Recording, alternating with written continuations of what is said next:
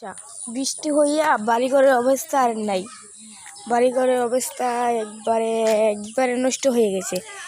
দেখো আমাদের সড়ক একবারে আউসা হয়ে গেছে, মানে লুচ্চা হয়ে গেছে। এই যে এটা আমাদের খোলা ডুববে গেছে গা, এইটা এটা আমাদের সড়ক। চলো আপনাদেরকে আমাদের বাড়ির পিছটা দেখাই।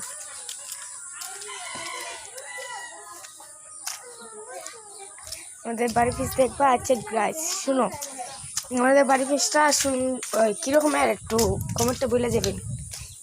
এই যে এটা আমাদের বাড়ির হিস, এই যে এটা আমার ফুল গাছ। ফুল ফুটছে না, দেখি আমারটা ফুল ফুটছে না টুকাইয়া।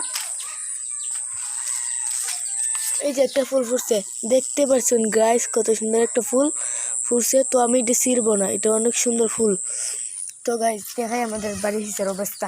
এই যে একবারে লুচ্চা হয়ে গেছে, আমাদের হারা দিবার মনেও হয় না। তো আপনাদেরকে দেখানোর জন্য আমি এদিকে একটু ফাড়া দিয়ে দিলাম। দেখো কি লুচ্চা, ফাড়া দিবার মনেও হয় না। এই যে দেখতে পারছেন কিরকম লুচ্চা, কি আউসা। আর এই যে আমাদের বাড়ির পিছের অবস্থা, পানি দেখো কত কাছাকাছি আছে আমাদের ঘরের, কত কাছাকাছি। আরও দেখাইতেছি তোমাদের দ্বারাও। তো গাছ দেখতে হতে পারছেন। আর এখান দিয়ে এই রাস্তা দিয়ে আমি যাইতাম মা, কারণ অনেকটা পানি, এতটুকু পানি হয়ে গেছে, মানে আডুর উঠতে আছে গা পানি। যাইলে আমি ভিজে যাবো, কারণ আমি গোসল করে নিছি। এই যে দেখতে হতে পারছেন, এই যে বিলেহার আমাদের, দেখতে পাচ্ছেন অনেক সুন্দর বিলেভারটা। মানে বিলেভারে গ্রামের মধ্যে তো গ্রামেই পাওয়া যায়, অনেক মজা লাগে।